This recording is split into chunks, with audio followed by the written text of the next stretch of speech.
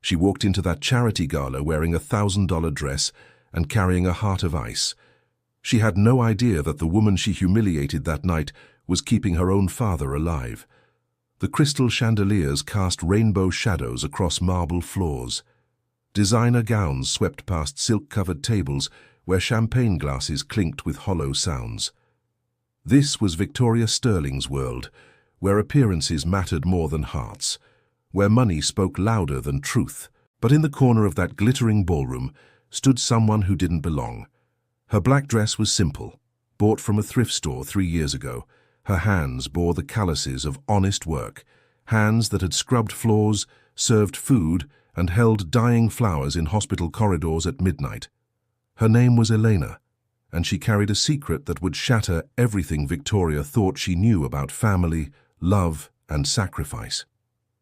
Victoria's emerald engagement ring caught the light as she stepped up to the microphone. Have you ever judged someone without knowing they were saving your life? Midnight at St. Mary's Hospital. The corridors echo with soft squeaks against linoleum floors. Most visitors have gone home, but some promises are kept in darkness. Elena Martinez pushes her cleaning cart past room 237 for the 3rd time tonight. Through the partially open door, she can see a man connected to machines that breathe for him, that keep his heart beating when his body wants to surrender. On the nightstand sits a small bouquet of daisies. Simple flowers, the kind you buy at a grocery store. There's no card attached. There never is. These flowers appear every Tuesday and Friday like clockwork. Always daisies, always unsigned. Elena doesn't enter during visiting hours. She reaches into her uniform pocket and pulls out a folded envelope. Inside are $73 from her last paycheck. She slides it under the flowers and whispers words no one else will hear. I'm still here, Papa. I'm still fighting. 3 floors below. Victoria Sterling's heels click against marble as she exits her father's private elevator. Her visits come with lawyers, financial advisors, and medical specialists who speak in percentages that sound more like stock reports than human lives. The experimental treatment costs $8,000 a week. The family trust can cover it, but only if certain conditions are met. Conditions involving signatures on marriage certificates and dates that cannot be changed. Victoria takes the private elevator to the executive wing, where her father lies surrounded by expensive technology. The flowers here are orchids, professionally arranged, but they're just as temporary as the daisies 3 floors above. She never notices the woman in the cleaning uniform who empties the trash cans. She never sees how that woman's hands linger on the medical equipment, as if understanding exactly what each machine means. Elena knows every beep, every rhythm, every change in the monitors. She studied them during breaks, asked quiet questions of friendly nurses, learned a vocabulary of hope and fear. 2 women. Same hospital, same hope, same prayer. But only one of them knows they're praying for the same man. The truth has been hiding in plain sight for 23 years, in a birth certificate filed under the wrong name, in adoption papers sealed by social workers, in a young man's promise to a dying woman that he would provide for her daughter, even if he could never acknowledge her. The Beverly Hills Hotel ballroom filled with applause as Victoria Sterling approached the podium. Her emerald evening gown cost more than most people's monthly salary, but it was the coldness in her eyes that made her truly expensive. Ladies and gentlemen, thank you for joining us for the Sterling Foundation's annual charity auction. Your generosity will help us teach responsibility to those less fortunate. In the back of the room, Elena stood behind the catering table, serving champagne to people who wouldn't look at her face. She wore the black uniform of invisible service, the kind of clothing that makes a person disappear. She had volunteered to work this event without pay. Every dollar saved meant another envelope slipped under hospital flowers, another anonymous donation that might buy precious time. Victoria continued her speech with practiced authority. We must remember that charity isn't just about giving money, it's about giving guidance. Too often we enable dependency instead of encouraging growth. The audience nodded with comfortable superiority. Elena's hands trembled as she refilled crystal glasses. She had heard these words before, always carrying the same message. That poverty was a choice, that struggle was a character flaw, that needing help was shameful. We don't simply hand out money, Victoria gestured toward presentation screens. We require recipients to maintain perfect grades, complete community service hours, and submit monthly reports.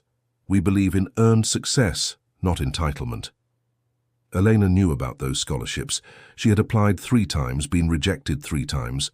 Her grades weren't perfect because she worked 3 jobs. Her community service hours weren't logged because she spent them in hospital corridors that didn't count. A woman near the bar whispered, "Victoria is so right, these people need structure, not handouts." Elena stepped forward to refill their glasses. For just a moment, the woman looked at her. "Excuse me, is this champagne organic?" Elena's voice came out as barely a whisper. "I'm not sure, ma'am. I can check." The woman waved dismissively. "Never mind. Just be more careful with the pouring.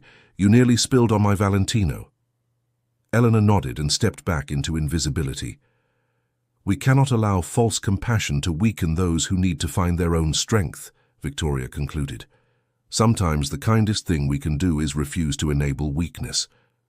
The applause was thunderous. Elena felt each clap like a physical blow. These people were celebrating the system that made her hide her love behind anonymity, that forced her to choose between acknowledgement and survival. But there was something they didn't know. The woman they were dismissing had sacrificed more than any of them had ever given. She had sold everything, worked until her hands bled, given up every dream, and she had done it all for the man lying unconscious in the bed that Victoria visited with lawyers instead of love. Tonight, there was Lot 47 in the auction, a painting that Victoria would recognize if she remembered the stories her father used to tell, a painting that Elena had spent 6 months saving to buy with money that should have gone toward medical bills. Because sometimes the only way to be seen is to step into the light yourself, even if it burns. Dr. Jennifer Walsh pulled Elena aside in the empty hospital break room at 3 a.m.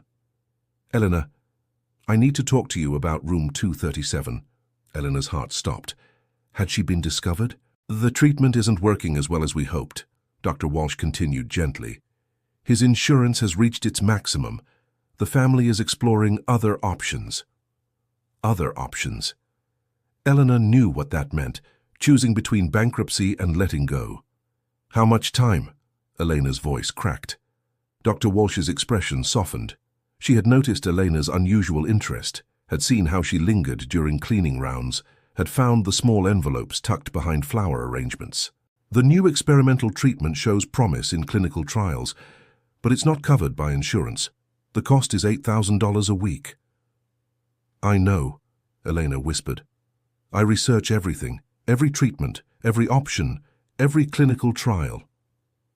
For months, Elena had spent lunch breaks in the hospital library, reading medical journals she could barely understand, taking notes on treatments she could never afford.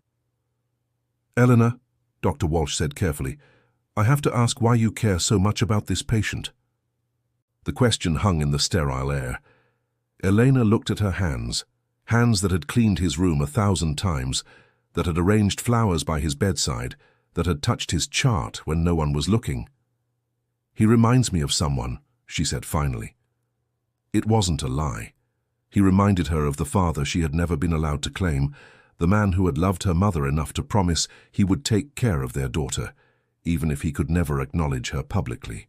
"There's something else," Dr. Walsh said quietly. "His daughter has been meeting with lawyers. There are discussions about advanced directives." Elena's world tilted. Advanced directives, living wills, documents that decided when fighting became futile. "How long?" "She's requested a family meeting for Friday, with the ethics committee." 3 days. Elena had 3 days before Victoria Sterling would sign papers that would turn off the machines. That night, Elena worked a double shift at the diner, then cleaned office buildings until dawn. Every dollar went into an envelope. By morning, she had saved $317, $7,683 to go, for the first week. In her apartment that morning, Elena opened a wooden box she kept hidden under her bed.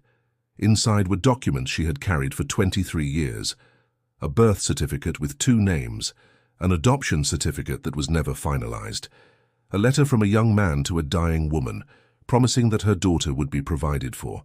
Elena had kept these secrets because silence was supposed to be safety, But now silence felt like betrayal. She looked at the hospital bracelet around her wrist, the one that identified her as next of kin for emergencies, the one she wore hidden under her uniform sleeves.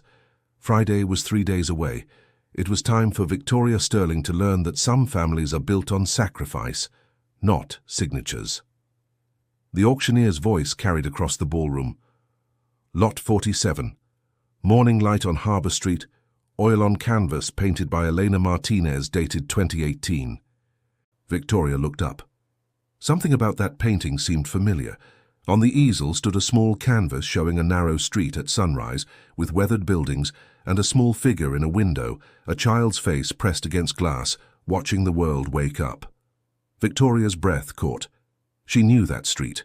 She knew that window.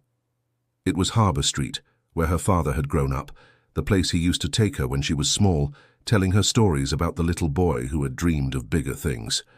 The opening bid is $50, the auctioneer announced. Victoria's hand shot up.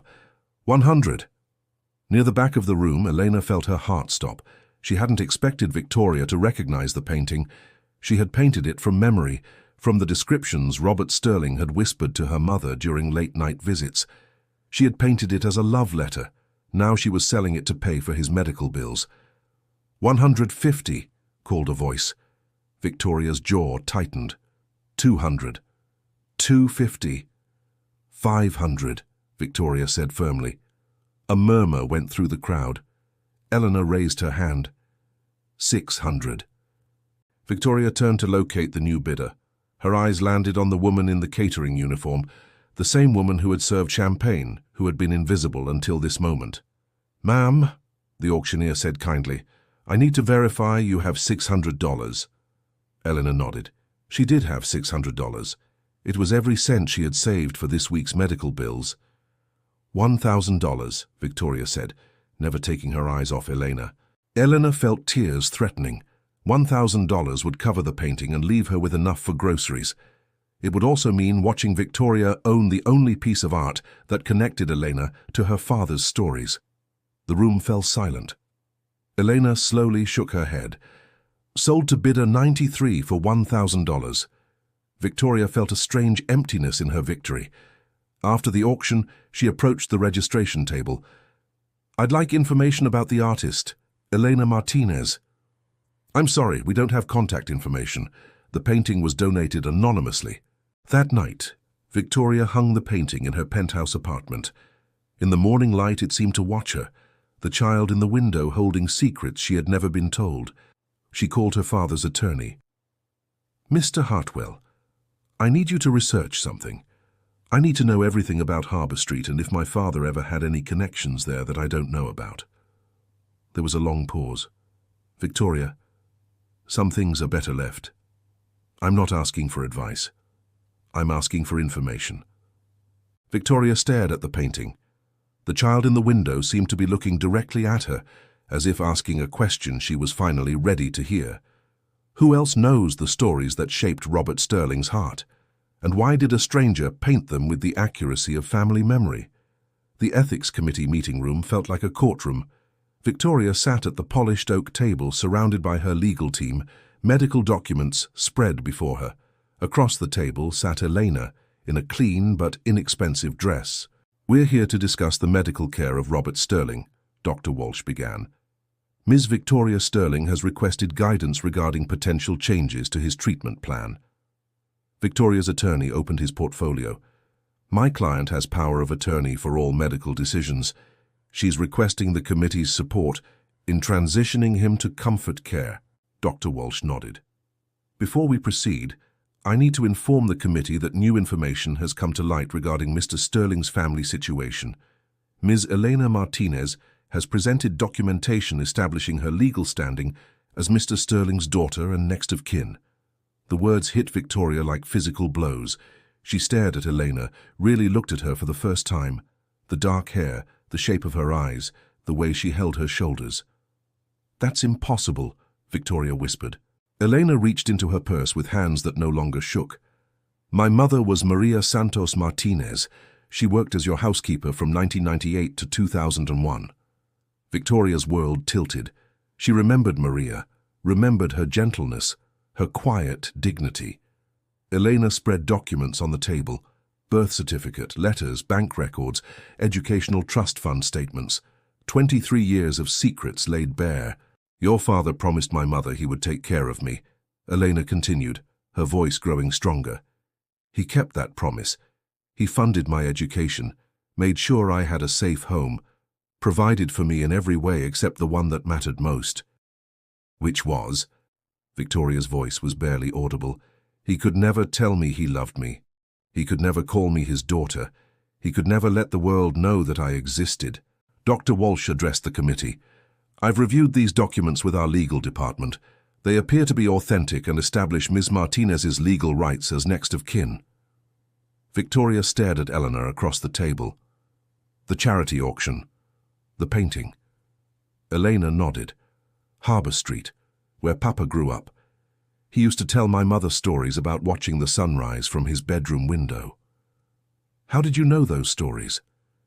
"Because he told them to someone who loved him enough to listen. Someone who painted them so they wouldn't be forgotten." Victoria felt certainty crumbling. The anonymous donations to his medical fund, every paycheck, every tip, every dollar I could save. The flowers in his room? Daisies, my mother's favorite. I bring them every Tuesday and Friday. Victoria's voice broke. "You've been keeping him alive." Eleanor's eyes filled with tears. "While you've been deciding whether to let him die." The room fell silent. Dr. Walsh spoke gently. "Ms. Sterling, you've requested authorization to discontinue life support. Ms. Martinez, what is your position?" Elena looked at Victoria, at the sister she had never been allowed to know. "I want him to live, not because of money or trust funds. I want him to live because I love him, because someone should love him enough to fight for every breath, every heartbeat, every possibility of recovery." Victoria felt something breaking inside her chest. "The experimental treatment is expensive. I know. The trust fund has conditions. I know." Victoria looked at the documents, at the evidence of a father's secret love, at the proof that she had never been alone. She looked at Elena, at hands that showed honest work, at eyes that held the same determination Victoria had inherited, at a woman who had sacrificed everything. "The wedding," Victoria whispered. "I'm supposed to marry Christopher in 10 days, to secure the inheritance." Eleanor's voice was soft. "Do you love him?" Victoria shook her head. "Then don't marry him." "But the trust fund. Without it, we can't afford his medical care." Eleanor reached across the table and touched Victoria's hand. "We can't afford it, but maybe we don't have to afford it alone anymore." For the first time in 8 months, Victoria felt like she could breathe. "You'd want to share the responsibility." "I've been sharing it all along. I just had to do it invisibly." Victoria looked at her sister, at the woman who had painted their father's childhood, who had worked 4 jobs to pay for his medical bills, who had loved him with purity that asked for nothing in return. "I don't know how to do this," Victoria admitted. Elena squeezed her hand. "Neither do I, but maybe we can figure it out together." Dr. Walsh smiled. "Does this mean you're both requesting that we continue Mr. Sterling's current treatment plan?" Victoria and Elena spoke at the same time. "Yes." For the first time in 23 years, Robert Sterling's daughters were on the same side. The hospital. Corridor at dawn looked different when you weren't walking it alone. Victoria and Elena sat side by side on uncomfortable plastic chairs outside room 237, sharing coffee and 23 years of stories. "I used to wonder why he seemed sad sometimes," Victoria said quietly. "Even when everything was going well, there was this look in his eyes, like he was missing something." Elena stared at her hands. "He was missing you too. When he would visit us, he would tell Mama about your school plays, your piano recitals. He was so proud of you. I'm so sorry, Elena, for the charity auction, for the way I spoke, for not knowing you existed while you were saving his life." Eleanor was quiet for a long moment. "I used to be angry. I would see your picture in the newspaper, see you at fancy parties, having the life I could never have. I would wonder why he could love you publicly, but had to love me in secret. And now? Now I understand that love isn't always fair. Sometimes it's complicated by worlds that don't make room for the whole truth. Papa did the best he could with the circumstances he was given. Through the window they could see their father connected to machines. But this morning something was different. Dr. Walsh had mentioned increased brain activity, improved response, signs that the treatment might finally be working. "The media is starting to call," Victoria said softly. "They want to know about Robert Sterling's secret daughter. What are you going to tell them?" Victoria looked at her sister. "I'm going to tell them that some stories aren't for sale, that some families are built on privacy, not publicity." Elena felt a weight lifting. "You don't have to protect me." "Yes, I do. You're my sister. And you've been protecting our father when I couldn't." They sat in comfortable silence, watching the hospital wake up to another day of small miracles. Dr. Walsh appeared at the end of the corridor, walking toward them with an expression that made both women stand. "How is he?" Victoria asked. Dr. Walsh smiled, the kind of smile that carried good news after too many days of uncertainty. "He's awake." The words hung in the air like a prayer that had finally been answered. "He's asking for both of you," Dr. Walsh continued. "He says he has some explaining to do." Victoria and Elena looked at each other, two daughters who had been raised in different worlds but shaped by the same man's love. Two women who had fought for the same life from opposite sides of the same truth. They walked toward room 237 together, toward a father who was finally ready to speak the words he had been carrying in his heart for 23 years. Toward a family that was finally complete. 6 months later, the charity gala stage looked exactly the same, but everything else had changed. Victoria Sterling stood at the podium with a different kind of speech prepared. Beside her sat Elena, not in a catering uniform, but in a simple blue dress. "Ladies and gentlemen," Victoria began, her voice carrying warmth that hadn't been there before. 6 months ago, I stood on this stage and spoke about teaching responsibility to the unfortunate. Tonight, I want to talk about what the unfortunate taught me about love. The audience shifted with subtle discomfort. I want to introduce you to my sister, Elena Martinez. For 23 years, she has been invisible to this world, working quietly, sacrificing everything, asking for nothing in return. Elena gripped the arms of her chair, still uncomfortable with visibility. "While I was planning a wedding to secure an inheritance," Victoria's voice grew stronger, "Elena was working 4 jobs to pay for our father's medical treatment.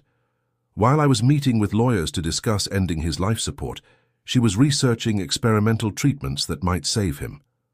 The ballroom had grown completely quiet.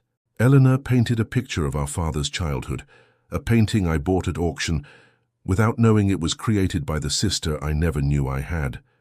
A painting that showed me that some love stories are written in languages that money can't buy. Victoria looked at Elena, who nodded encouragingly.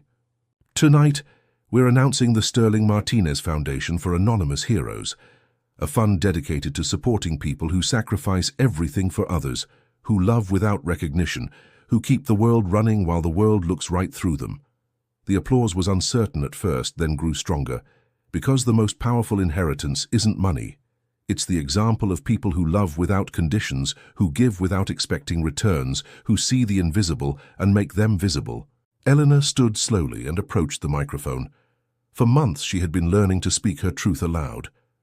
"My name is Elena Martinez Sterling," she said, her voice clear and strong. "For 23 years, I was the daughter who couldn't be acknowledged. The daughter who loved from a distance. The daughter who kept family alive through sacrifice instead of signature." She looked out at the audience, at faces that had ignored her when she served them champagne. "I'm not here for your pity or guilt. I'm here because every person in this room has someone in their life who loves them invisibly, someone who sacrifices for them quietly, someone who deserves to be seen." Victoria rejoined her. "Our father recovered because love refused to give up on him, because someone fought for his life when it would have been easier to let go." Elena smiled. "Because family isn't always defined by law or blood or last names. Sometimes family is defined by who shows up when everything is falling apart." In the audience, people began to shift, but it was the discomfort of recognition, of seeing themselves in a story they hadn't expected to hear. "So tonight," Victoria concluded, "we're not asking for your money. We're asking for your attention. Look around your life. See who's been invisible. Acknowledge who's been sacrificing. Thank who's been loving you from the shadows. The sisters left the stage together, walking past tables of people who were finally beginning to understand that the most expensive things in life, love, sacrifice, family, can't be bought at auction. They walked toward the hospital where their father was recovering, slowly but surely returning to the world that had almost lost him. They walked toward a family that had been broken by secrets and healed by truth. And behind them, in a ballroom full of people who thought they understood the value of things, conversations began to change. People began to remember the faces they had forgotten, the names they had overlooked, the love they had taken for granted. Because sometimes the most powerful speeches are the ones that remind us to see what was always there. Sometimes the most valuable inheritances are the ones that can't be written in wills. And sometimes the people who save us are the ones we never thought to thank. This story is for everyone who has sacrificed in silence, who has loved without recognition, who has kept the world turning while the world looked the other way. Your love matters. Your sacrifice counts. Your story deserves to be told. Because in the end, the most beautiful families are the ones built not on blood or money or legal documents, but on the simple, powerful truth that some people will fight for you even when you don't know they exist. Even when the world tells them they don't matter. Even when loving you costs them everything. That's the kind of love that changes the world, one invisible sacrifice at a time.